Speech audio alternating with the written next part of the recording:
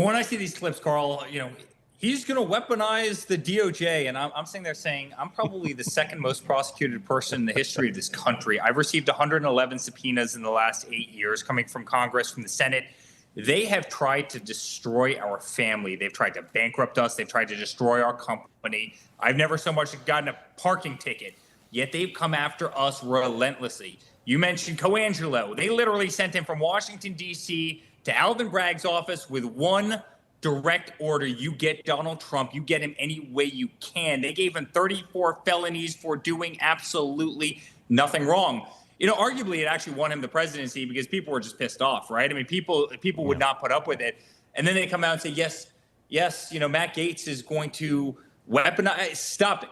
This is what they have done every single day since my father has come down the escalator. And now they're seeing the greatest cabinet ever assembled. They're seeing the Elon Musk, and they're seeing the RFK Juniors, and they're seeing the Viveks, and these incredibly bright people who are going in, and they are going to change the way that government works for the benefit of the American people. They're going to cut trillions of dollars worth of waste, and they're going to make America strong again. They're going to make America healthy again. They're going to make our country prosperous again. These are serious people who will not play the games of the past administration. I mean, frankly, Carl, they were doing the same thing with Pete Hegseth earlier today. Yep.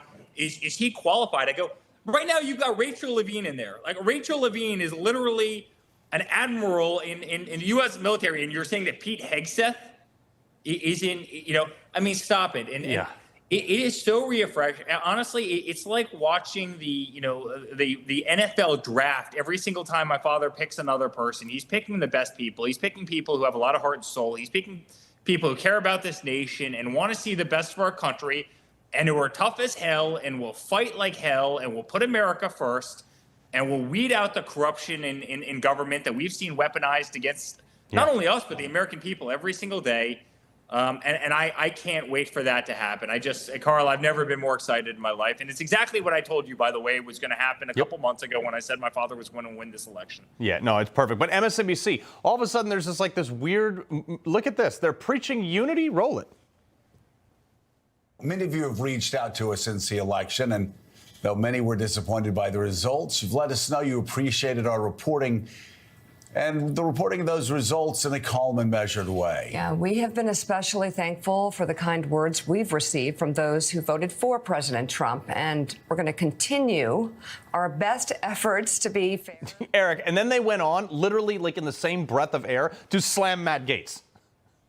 There is nothing calm and measured about any of those people. The irony is they used to both be our friends. Like, I mean, they used to come to Mar-a-Lago all the time. They, I know both of them personally. My father knows them both incredibly personally, and they would go after him like a lunatic every single day. In fact, my father calls it MSDNC for, for a reason. I mean, they're effectively the lobbyist arm of the Democratic Party. Carl, you know that better than anybody. Right. But, I mean, they were calling him Hitler. They were calling him fascist. They were calling him every other. The problem, Carl, is the mainstream media has lost all credibility, especially after my father won the popular vote by 5.5 million votes, or obviously huge. Still counting because California can't get their act together. But I mean, when you win, when you win by 312 on the one side, when you win the popular vote by about 5 million on the other side, the largest victory in 60 years, the largest in terms of the popular vote ever for any Republican candidate. It's pretty reassuring that the mainstream media in this country is dead, and everything that they had harped and everything that they had said obviously wasn't believed. And yet you see the Twitter Spaces with Elon where it gets 2.1 billion impressions. You see the Joe Rogan podcast. You see the Dan Bongino podcast. You see how well your show is doing and so many others. It kind of reinforces actually how poor the mainstream media, how bad their message is, and how the American people don't believe in it. I mean, CNN wouldn't be watched if it was, if they weren't paying airports to effectively run their nonsense. And, my father's done, he's really killed the mainstream media. And because of that, you've got independent voices all over the country who are reaching out to hundreds of millions of Americans in an unscripted way. And I think that's changed the country for the better. Yeah, no, 100%. Well, Eric Trump, I appreciate you taking the time this evening, sir. Big congratulations from all of us here. Thanks, Carl. He loves the Constitution. He fights for what's right. He hates the bad guys. He's a freedom warrior. He's your freedom warrior. Watch Carl Higbie every weekday on Newsmax.